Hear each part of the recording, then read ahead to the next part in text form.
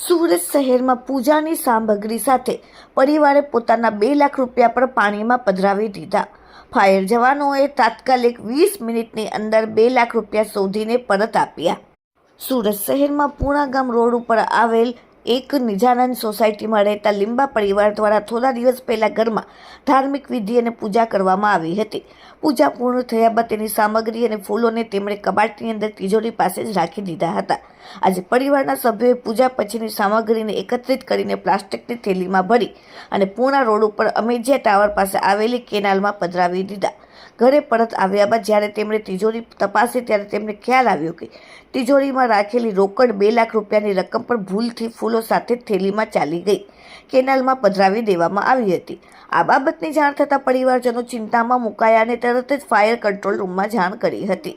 જાણ થતાં દુંબલ fire બ્રિગેડની team તાત્કાલિક ઘટના સ્થળે પહોંચી ગઈ।